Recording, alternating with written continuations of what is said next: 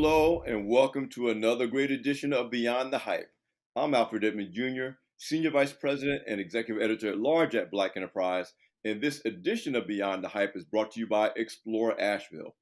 Listen, most of you guys know me as a journalist, a media professional, and an executive, but you got to understand my first life, my first emergence of identity was as a creative. All of my children are creative and creative entrepreneurs. Some people know, but not everybody knows. My degree is not in journalism; it's in art.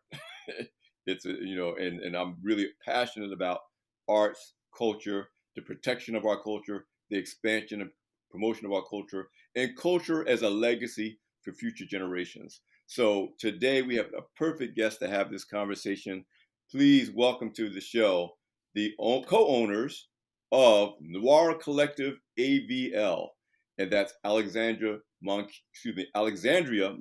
Ravenel and Ajax Ravenel.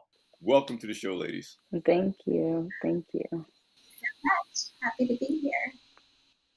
Listen, I've been looking forward to this conversation. One of the beautiful things about this show, unlike the other stuff I do for B.L.A.C. Enterprise, is I get to talk to anybody I want on practically anything that I want. And I have a lot of wide-ranging interests.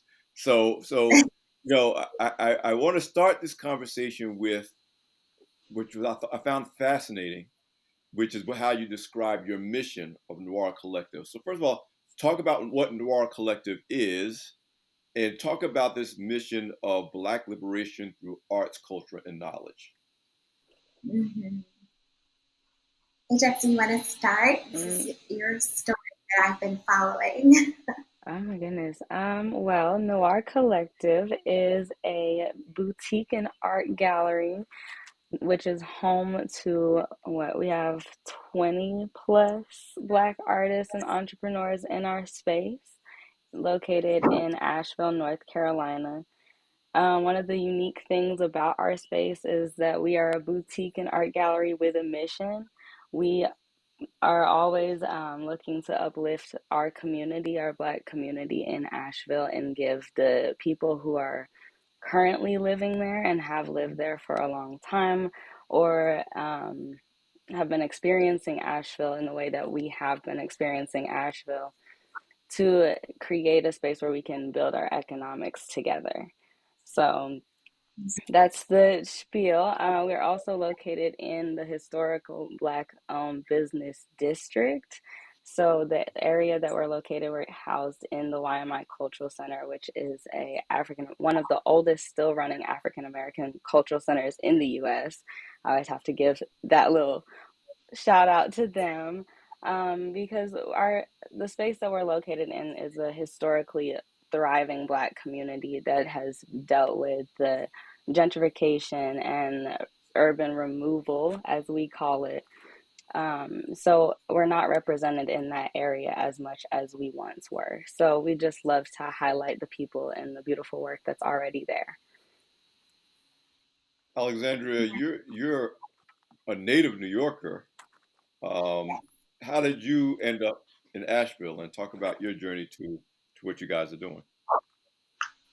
Well, my parents are Southerners. They were born and raised in Charleston, and they escaped Charleston to go to New York to build a better life for themselves, and got married and had their children. And so I had this really beautiful relationship with people outside of biological family.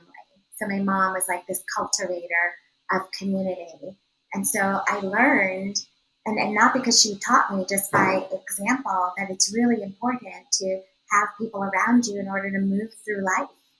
We don't live in these silos. I wouldn't say my parents were activists, but I would say that they made a difference where they planted themselves. And so for me, I followed them, 10 years. I guess I was in college and they moved back south to take care of their families, as many Northerners who come from the South do. So they went back and took care of their families. I followed, and then I had my children there. And so we ended up in North Carolina because I had a school, a Montessori school. And when you graduate from Montessori at age 12, you go to an Air to Kinder program, which means Earth Children. It's a farm school, essentially. And that's where Ajax went to school. It was here in North Carolina. And we did not fare very well in that community. I mean, I actually left my work in Charleston to be with Ajax in this place. And I think that's probably the impetus for starting this business, because we found the experiences that we were having in this region of North Carolina the same as the stories my father shared with me when I was a child about his experience in Charleston. And I thought, how could this be? Like, it came out with like 2016. And so we fled the mountain. We fled down the mountain, and Asheville was the first place where we landed, where we saw people who looked like us. We saw artists and other creatives who were about something, about preserving the culture, about doing their work. And Ajax was the one that had this brilliant idea. Let's bring everybody together in the middle of the pandemic. Well, just Well, to follow along, just to follow up with that, because I think it's very important to also add, like, not only did we flee down the mountain and land in Asheville and found this community, but they also opened their arms to us and held us in a way that we really, really needed. So as that helped me go through the experiences and heal from the experiences that I had gone through my schools and through being in those spaces, and held my mother and the way that they held me for her, right? All of that is why we had to create this space. Like, if there's any way that we can give back, this is it. We're good at this. This is what we do. Like, we can do this. So we had to give back in some way because of how much they have given to us. Alexandria, do you want to add to that? Well, I'm always amazed at this human being sitting here before us, you know. And you're right, it is about community. And what we know about this community here in Asheville, those who came before Noir Collective, like, they really were about something. Like, it was not about competition, it was about compassion. It was about, like you said, Ajax, about holding each other. And so that's what happened when we got here. You're right. We were held. And we were held because there's this legacy of holding, of being in community and taking care of each other. And we couldn't have Noir Collective if those things didn't exist prior to us coming and creating this. So Absolutely. The why am I open their arms to us, well, to me, to jump into their space and just create what we created. So it's always been a, like, Noir Collective is really a collective. Like, it's not just something that we say, it's the heart of who we are. Mm-hmm. That's fascinating. When I was doing my research on you guys, and again, spending time on your website, and you sent me your bios, and the first line says, "We come from a family of entrepreneurs." Obviously, that resonates with us at Black Enterprise, because that's the roots of what was in the heart of our late founder Earl Grave Sr. when he founded Black Enterprise. Now, 53 years ago now, almost. Talk about that part of the legacy, and we talked before we went on air about this idea of being creative entrepreneurs. I have children who are creative entrepreneurs, and I make that point often, not only because, again, of my background and my training as an artist, but I think there are people maybe who are outside of that sphere of understanding that doesn't necessarily always associate creativity and the arts with entrepreneurship, even though they always go together. I mean, every artist in the history of time had to be creative about how they fund and finance the artistic vision, whether that's music, sculpting, poetry, whatever it is. It's almost always entrepreneurial. So talk about this legacy of entrepreneurship that undergirds who you guys are and what you're doing with Noir Collective. first, I want to say that I remember Black Enterprise magazine in our home growing up. We were just talking about it. I tell dad still has his old copies from way back when. And so that was, he had his art easel and took me to the great museums for art classes. And there was Black Enterprise always on the table, always talking about how we're making our millions. And there's a sense that as we're creatives, we're rich, right? Like, we're rich anyway. We're rich in our culture. And that's how I grew up, this Black Power movement where, it counteracted the stories that our greater U.S. is trying to tell Black folks about being the poor and starving artists, or that you can't make it in any realm. And so the arts for us is something that is a fundamental need in life, right? As much as food and water and shelter, like we need art. And so there was no separation in my household. Now, my parents did say, they wanted me to have a business degree and didn't want me, to be an artist, because they were fearing what was out there for us as Black folks. But they still encouraged the arts. They said one thing, but because you can't really escape it, I danced and I modeled and I, went to art classes and I did all the things. I learned calligraphy. I listened to opera and I love it. And you just can't escape it because it's all around us. But both my parents, though, were also entrepreneurs. My mom had an antique shop, and then she went on to have a design studio and boutique. She always wanted to be a fashion designer and thought she would go to Paris, but that didn't happen. She ended up in New York. But in St. Albans, Queens, she was the designer of the community. People would come in and they would say, okay, I've got, a picture of this dress that I want, but I want to change the sleeves with this sleeve. And my mom would just create it. And she would just Talk create it. about And she creative entrepreneurship. exactly. I mean, you Well, just I tell people all the time that what artists and entrepreneurs have in common is that they're purposeful. There's no one more purposeful than an artist that has to get the art out, And I think of my son. I think I told you he's an independent hip hop artist, and he got this. He kind of cobbled together his own studio in the bedroom. He was like 14, and right. you know, and like like most parents, I'm like, you sure you want to do this because you're gonna make it? And like most artists, once they decide they have, it's not even a decision, it's the way of life that they have to get this out. Artists make a way.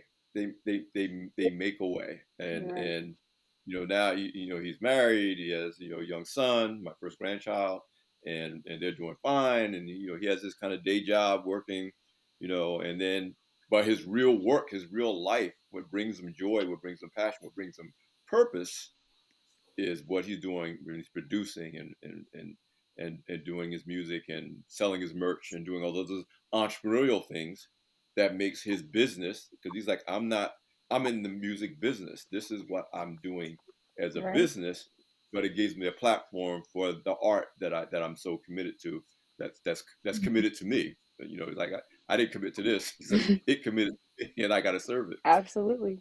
With purpose. That's right. So take me to the beginnings of Noir Collective. Again, you came to Asheville. You got this space. You were welcomed. You were, and I'm always fascinated when people talk about systems in general and ecosystems in particular, because ecosystems talks about eco is life, eco is thriving. I mean, there's all kinds of systems that are not designed for life or thriving, but as soon as you say the word ecosystem, you're talking about creating a space where things can take root and grow. Talk to me about that particular aspect of your mission, because you could have just come and said, you know what, we're going to come and be creative and be artists, and like you said, the collective didn't have to be a part of it. Even the noir didn't have to be a part of it. It could have just been like, I'm an artist and we're into the arts and we're going to create. Talk about the roots of what you found when you got there and what made this idea of an ecosystem, which is a bigger idea than just individual creativity, important to you. Yeah, there's something about what is natural, like what is our origins as a people. And so we have this in our community, my community growing up, the community here, this concept of Kwanzaa 365 days a year, right? Like we don't, it's not a week in December where we talk about these principles. It's like, how do we live into it year round, all the time? When I was younger, I was a part of the NAACP, and we were challenged to go to the neighborhood store that was owned by a person of color, Black person in that community, and to shop there regardless of what we could find. Now, I'm not saying that my little dollars made a huge difference, but I know it made impact because I saw, along with my friends, how this one shop that did not have the chips that we wanted eventually get the chips that we wanted and become to be this flourishing enterprise in the community. So I have that. And I've got this child here who I've taught these things to and now is leading the way and saying, Mom, you can do this. We can do this. So, Despite yeah, your feelings about it. despite my feelings about it, I'm like, open up in the middle of the pandemic. What are you talking about? But what Ajax knew is that we had friends, creative friends, who no longer could go to the festivals, the fairs to sell their wares. And so this brilliant idea of opening a shop so that folks could safely, have a place and have this passive income regardless of what's happening in our world. They still need to feed their children, right? They still need to have a roof over their heads. And so this felt like our small part. And yes, you did drag me along. I was like, no. But we were able to add the principles of cooperative economics and collective work and responsibility so that it didn't feel like a heavy lift by ourselves. That's my take on it. You talk about what we do on special occasions, whether it's Kwanzaa or whatever, and then what we do in our day-to-day life. And I've had this message I've been sharing on social media forever. Because I was one of those guys, when I was raising my kids, for example, when it was holiday shopping, it was time, I was like, 50% of every dollar is going to be spent with somebody Black. Like, I'm not going to spend all this money. And so as a result, and this is also part of why, because I'm a voracious reader, I'm a book lover. So there's this Black bookstore in Brooklyn. Man, they couldn't wait for Christmas to come because they knew there wasn't so many options, but I knew I could spend $600, $700 just buying books. So all my kids and my nieces and nephews, they knew what they were getting from me. They were going to get a book because that was one of the ways, because there wasn't as many options to quote unquote buy Black. But it was the same thing. I wanted to instill that in my kids, in part because, again, if you decide you're going to be entrepreneurial, you can't wait until it's your turn to have people spend with you. You gotta see the garden. You got to see the garden, see this fruit there when it's time for you to harvest. But that was important to me. So I'm always saying to people, our power, it doesn't lie in where we spend when we're angry. It's where do we spend when we're not angry? Because usually things will happen, whether it's the murder of George Floyd or there's always some major catastrophe that impacts our community, and then we're like, oh, we're going to buy Black, we're going to and then when the anger fades, we go back and do what we were doing before. And I tell my kids, it has to be a way of life, and the only way to do that is to instill that into our kids. And now they're happy because they're like, now we're the people that want to sell things, to have people have a sensitivity to what it means to spend money with us. So I'm fascinated by that aspect of your model for your business and for Noir Collective. But I'm also fascinated by this idea. Um, since this show was born during the pandemic, the first time I did this show, we created this show really to survive the pandemic because we couldn't do live events. So, our company is digital and live events, and we had to come up with other ways, platforms to survive the pandemic that, of course, now is serving us well now. But I am fascinated with how many businesses I've interviewed on this show over the last 2+ years that launched during the pandemic at a time when you would say, "Oh, well, that's a horrible time to start something new. That's why would you do that?" But I've heard more over and over again, and it sounds like it's part of your story, that the pandemic presented a problem. In this case, how could artists still make a living in safe spaces when there weren't many safe spaces? But if you could create that safe space, you could help these artists make a living. And of course, that became So talk to me about what it meant. Ajax. It sounds like you kind of dragged your mom to the party, I but did. no, we should do this now. And so many people are like, yeah, that's a great idea. Let's see what happens with this. Let's wait until we get past this this crisis? I'm a very big let's do it now person. I get an idea and I'm ready to go. I'm like, okay, cool. I have this whole plan. Everybody's ready to go, right? We're all jumping now. No, we're not all jumping now. Okay, well, let's figure this out. So I had been, I think we have had a lot of conversations about this idea that I had wanted to do, this grandiose scheme. I had just come back from Clark Atlanta University where I had spent maybe 3 months, if that, on campus before COVID hit. I had Oh, just wow. transferred down to the HBCU. I had spent a year at a white institution for my education, and it was not working out very well for me. And I was like, okay, well, now I'm stuck in this pandemic world where I have very little going on. I'm doing school online, like everything's virtual. I need something to do. And I gotta, once all of the George Floyd things started happening and all of the protests and all of the art that came from that, and just all the expression that was coming from that, there was an art grant that was sent to me by a friend, and it was a like, if you have art that represents this that was going on, and you have a place to put the work, then we have a grant funding for you. So I put in the application. I said that I had a place, meaning the location that we're currently at, that I had been eyeing for the past year, without having asked anybody, of course.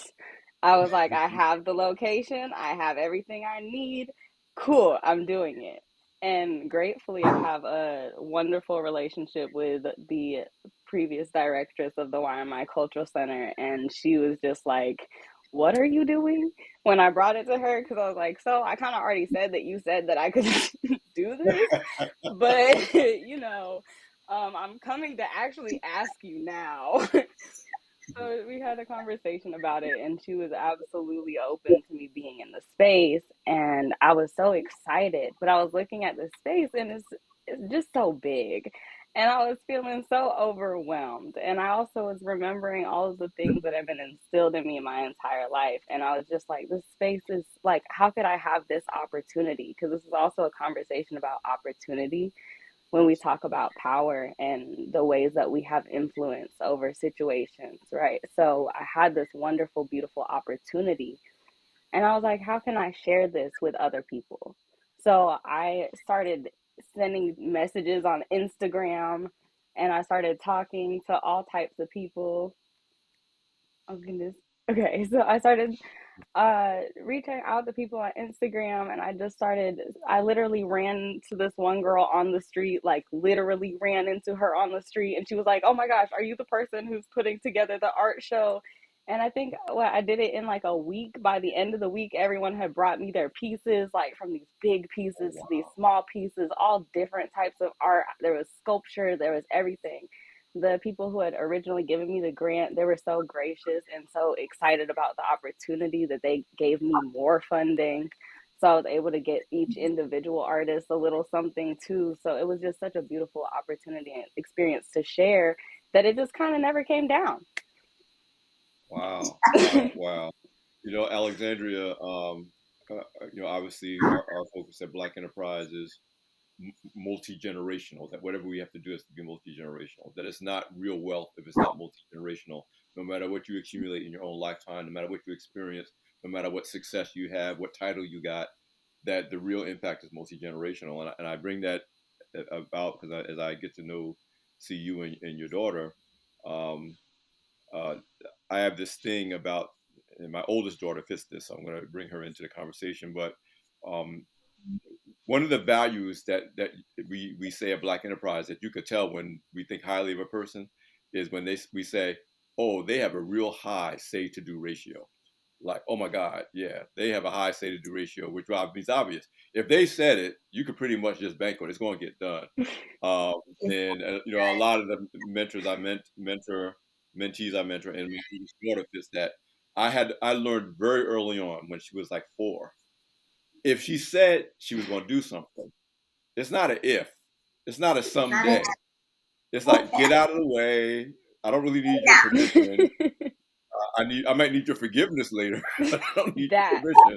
But this is absolutely going to quite get done. often. And we learned very early on with my oldest daughter, Monique, kind of just don't get in her way. She ain't hurting nobody. Just don't get in her way. Oh, But that.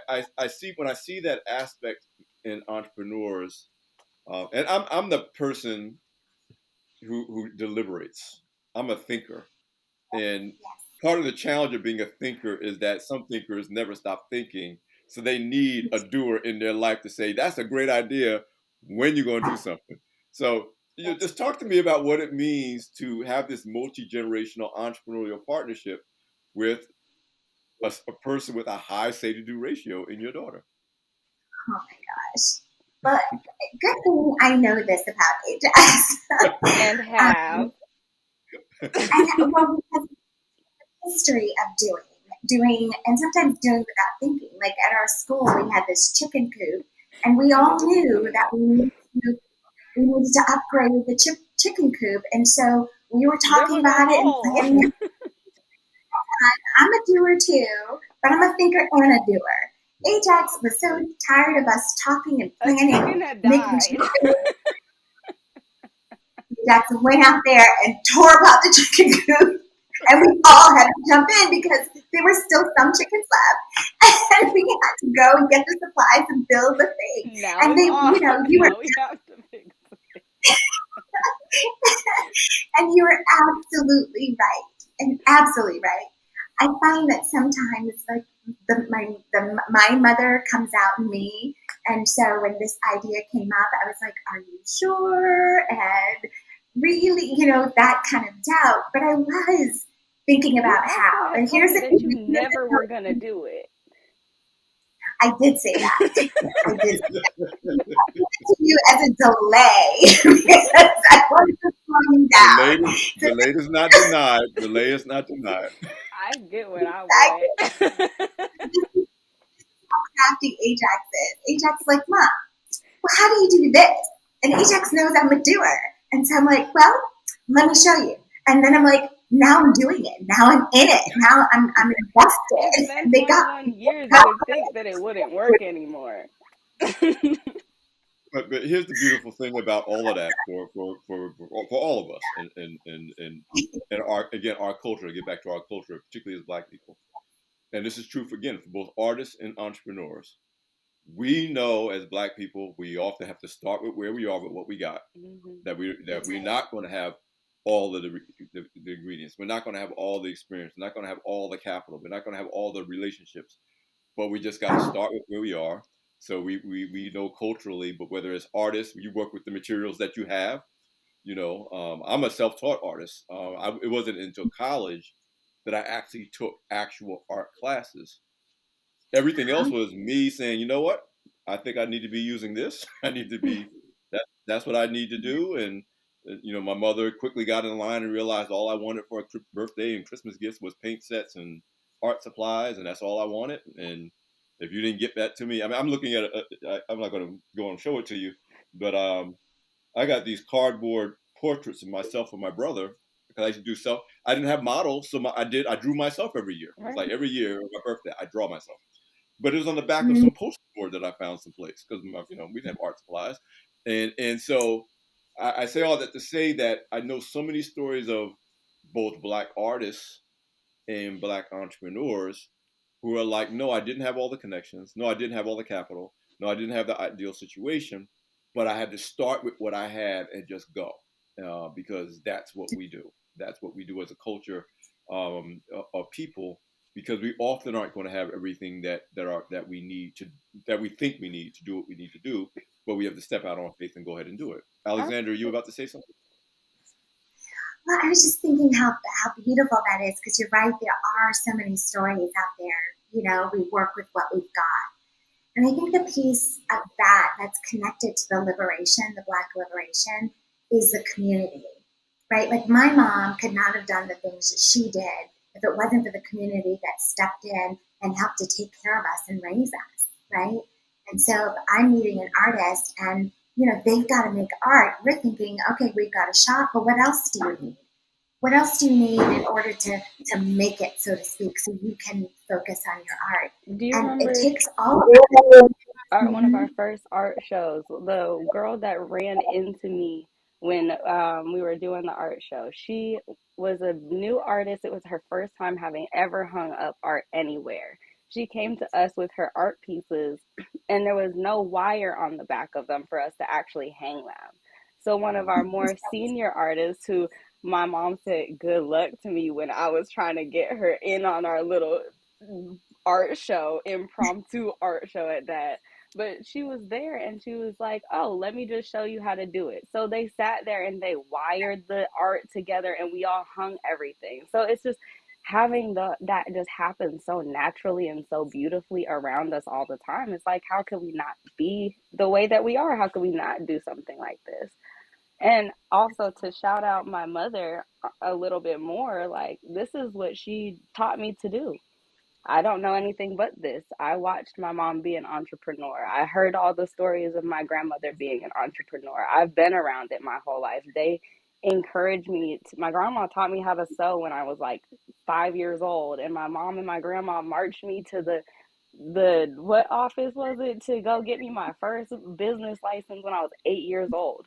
They've always told me that I could be anything and everything that I wanted to be, and not only that, they've been behind me and backed me the whole time. So it's like, not on it's always been about that for us. It's always been this entrepreneurial, this collective, this group, this making sure that we all have what we need in order to succeed.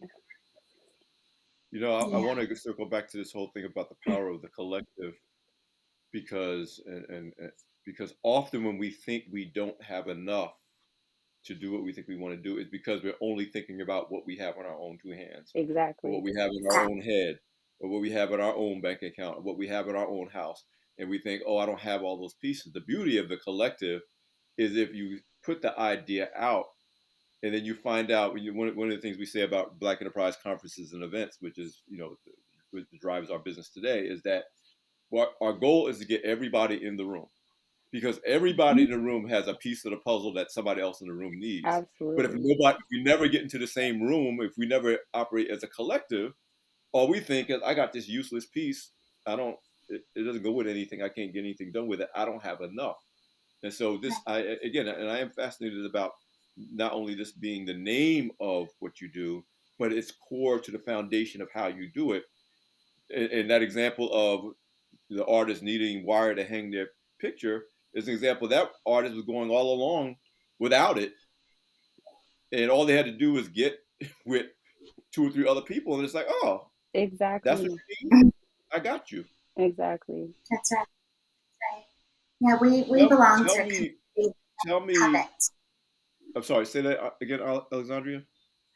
Well, I was just saying that we belong to a community that doesn't covet things. Like you were talking about, this is all I have in my hand. It's also about, like, I have this knowledge and I have these resources. It's not just for me, it's for all of us. Absolutely. That is a community that we belong to. It's beautiful. Oh yeah, a good friend of mine says the miracle of abundance is tied to the capacity to share. The more you're willing to give and share, the more abundance there is. That's right. You get lack when you say, you know what, this is what I got, And our and that's community all I doesn't got. grow. The community can't grow. Community can't grow. Listen, in the time we have left, talk to me about, well, two things. You kind of touched on it already, but the first thing is, what has made Asheville, and again, you kind of touched on it already, kind of the fertile environment for you to do what you've done, and you've already talked a little bit about that. And then the second thing is, where are you looking to take Noir Collective? You come so far in a really short period of time. It's only been, I know I'm starting trouble because Ajax has already got plans and dreams. Uh, so talk to me about what makes Asheville a good place for this to flourish in the present, and what do you hope to look for going forward with Noir Collective, as you still are only in the first few years of its existence. It's not everything that it can be or that it's going to be. Mm-hmm. Yeah, I want to So again, I want to shout out to the folks who had their own individual businesses in this area long before we got here, who had to suffer and watch the demise of this community through programs like urban renewal. But it's about serial forced displacement. Like this has been going on since the inception of our country, right? Where we sequester people. So I don't know that Asheville's so special other than this neighborhood is so special and there's so many like it. I think what's fertile is about the people, right? It's about what we can cultivate when we work together. And that's anywhere. Like the folks here thrive when they were sequestered into this area and said, you can't come and be anywhere else in Asheville except for this corner, this block, this neighborhood. And they thrive. So we will thrive anywhere, anywhere, anytime. And I think our commitment to community, and we mean it, right? Like people are told, we use the word community a lot in this country, but people don't really resonate with what others are defining as community because community that we're talking about is from our place of origin, right? It's from our culture. We belong together, we belong with each other. And when we keep repeating that and demonstrating that for people, that's how our collective is growing. We're not competing, we're cooperating. We have compassion to our capitalism because we do believe in making money. There's a way to do that. So that's that. And I see that just growing. And Ajax has some grandiose plans about the next couple of years that I'm getting excited about. I'm I was In about to your say, own you hear the time. Come along, hesitation. in your own time. I'm with you, Alexandria. I'm the one that's saying I'm with you, but let me just let this marinate. Let me get with you. I have come to terms with the fact that I jump first and everyone gets on board after. It's okay. I right now I think we're in such a beautiful space. We're working on building our e-commerce to an extent, and which is something that we haven't been very focused on in the past because we've been focused primarily on like our local community and just keeping focusing on building that and growing our community. But we're now branching out into more of our e-commerce, which is exciting. And I've been in Atlanta for a while and I love Atlanta and that's one of my home bases. So I want to have a new location in Atlanta at some point. It's a dream. And I'm saying it out loud because I'm manifesting it. So I'm going to keep saying it out loud over and over and over and over and over until somebody wants to give me a building. So Okay, beyond the hype audience. I know there's somebody in Atlanta that heard that. And That's right. Ajax put it out there. So just bring your piece of the puzzle. Just come come forward. That's here. Just come. We'll figure it out. What's the best way as we talk about the future, as we talk about how other people can become involved? Like I said, it is a collective, and what you're basically talking about is ways to expand the collective, whether that's through e-commerce or expansion to another city. That this is the beginning, but the collective can be even larger and more fertile and more productive and more robust. Um, but what's the best way for people to, stay in touch with you guys, your socials, your website, so that we can make sure that this story continues beyond the time that we've had together to talk about Noir Collective. Thank you. So best way is email. One way is email Noir Noir Collective AVL at Gmail. We're also on Instagram and Facebook. Ajax. Oh, and TikTok too. Just got on TikTok. And of course, And then our website. Noir The Collective website is AVL. Is that .com. .com?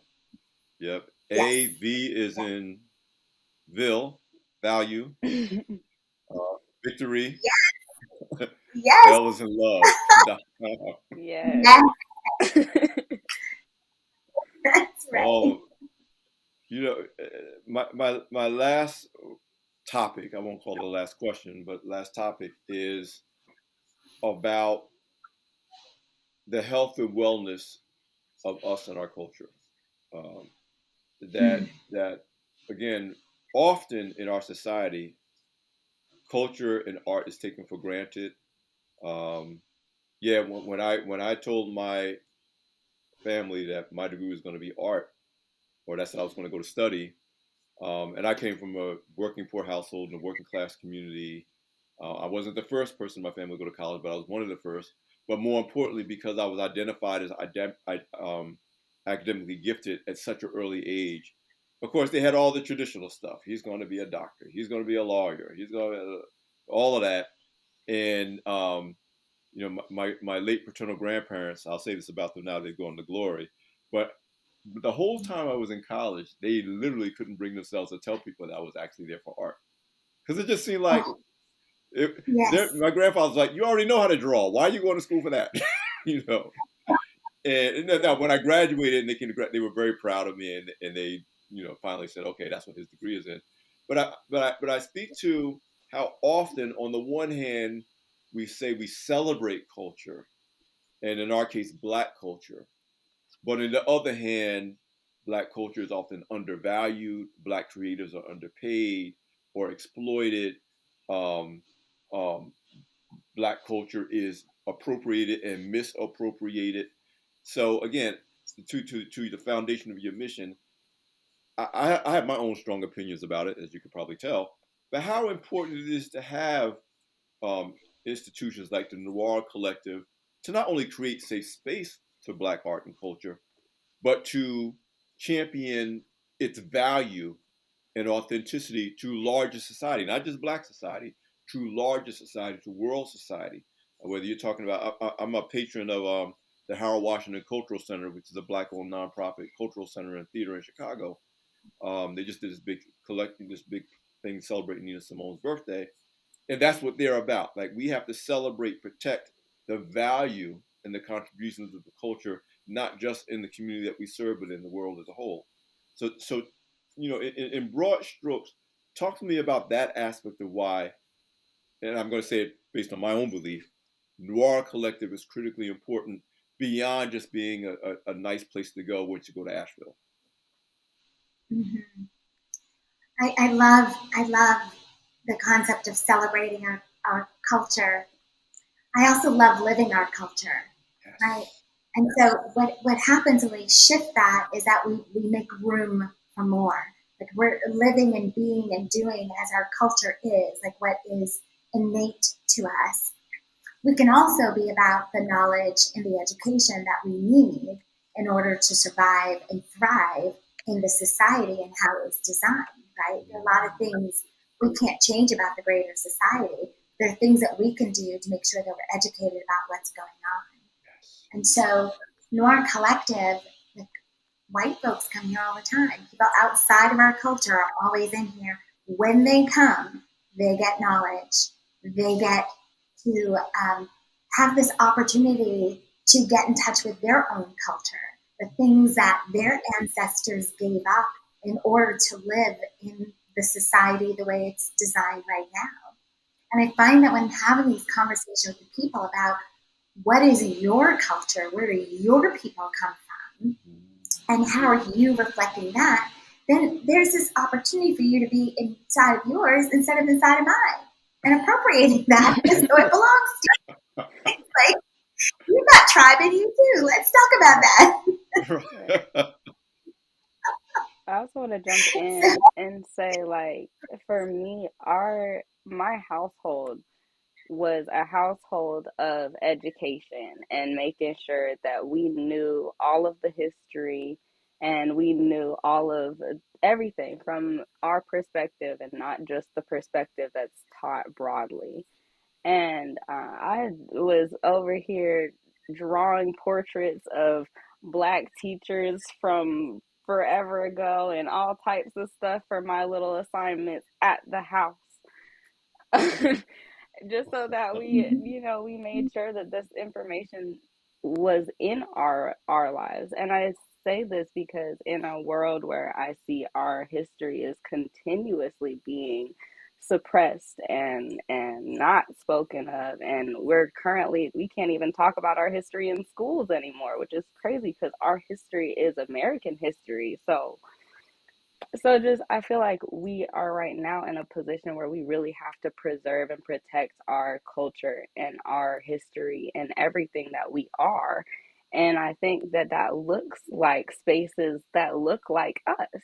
And that's one of the reasons why I have been so adamant about Noir Collective being what it is, because I think that there's been some times where we've had conversations about what Noir Collective could expand to and what it could look like, but it's been very important for us to stick with kind of where what we have, because I think it is a very important space, and it is very important when people walk into our space. We've had people, it really tells a lot about people when they walk into our space. Some people walk in and they're just home and they feel it. They understand exactly what it is.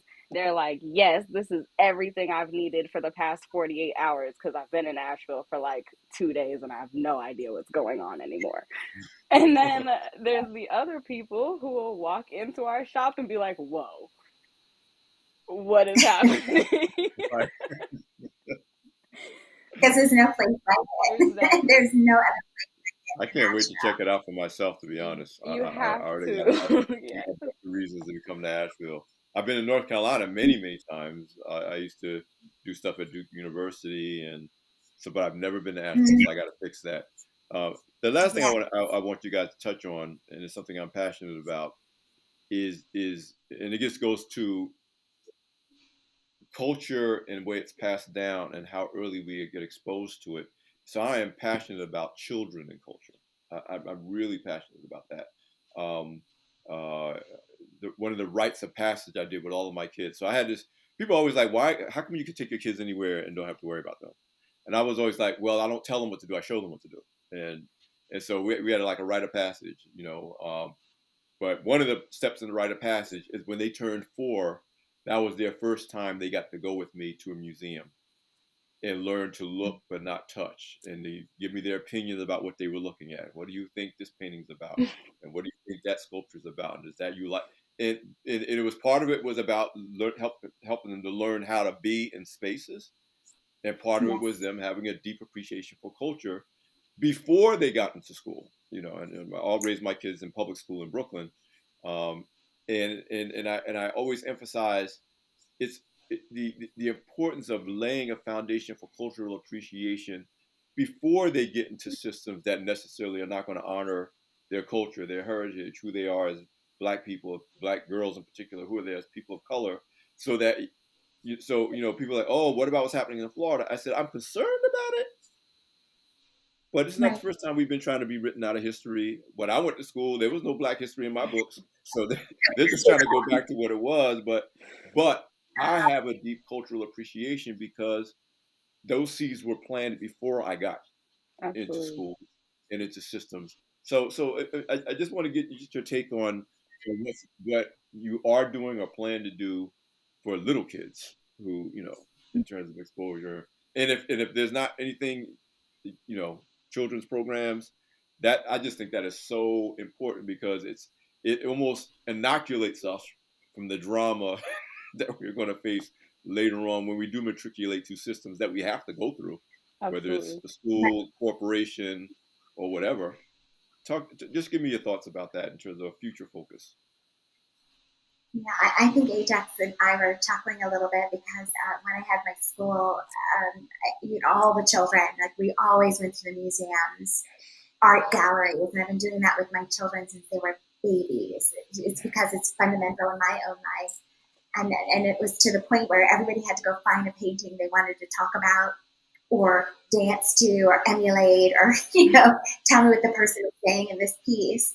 And so you have to, it's fundamental, it's a way of teaching them how to engage.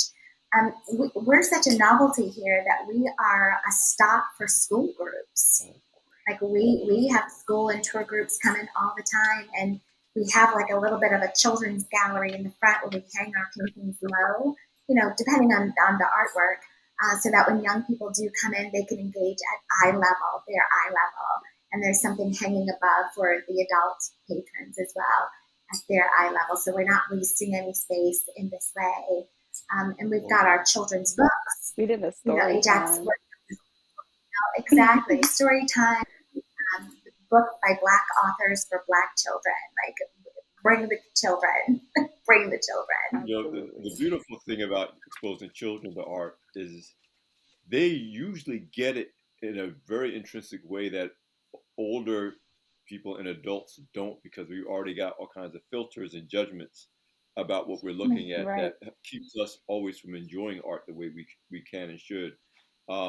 My favorite artist that was my preferred artist to introduce to little kids was Jacob Lawrence, because even though it was like powerful themes of the migration and slavery and post-slavery, but the kids got, it was primary colors, it was basic shapes, and to them this was like a really vibrant way to tell the story that didn't require them to understand the difference between impressionism and abstract art. They were like, oh, I get this, and Mm-hmm. they could tell you more about what they saw than the average adult who looked at the exact same thing and couldn't get it. So I really dig what you're saying about even putting the paintings at the child's eye level, not the adult eye level, because that says to them, this is my space. This is, We always you want guys. children to have ownership, and I think a little everybody really in the space when they walk in, I feel like has a little bit of ownership in the space. And I think that's important because like on any given day, we have people in our space who are spending time or they're, taking that little break that they need, that pause. They're there to come re-up on like, some soap, not really because they need some more soap, but just because they're there to re up on some soap. And like, Mhm. and they're bringing their children, and sometimes people are dropping their children off to whoever's there, and we have children sweeping the floors and hanging out with us, and like I all love it. it's we really are a collective and a community, and we embrace that so much so that it's the little ones, the adults, like it doesn't matter who you are, it doesn't matter, it really doesn't matter who you are. If you come in the space and you want to have any type of ownership of the space and you want to be in the space and you want to learn and you want to talk, whatever you want, we're there for that. I just love it. I am so glad you guys took the time to speak with me this morning. Alexandria, Monque, Ajax, thank you for joining me for this episode of Beyond the Hype. Thank Thank you. you. Well, we did it again. You know how we do. This has been another great edition of Beyond the Hype. This episode was brought to you by Explore Ashville. I'm Alfred Edmond Jr., Senior VP, Executive Editor at Large at B.L.A.C Enterprise. Thank you for spending this time with us, and we'll see you next time.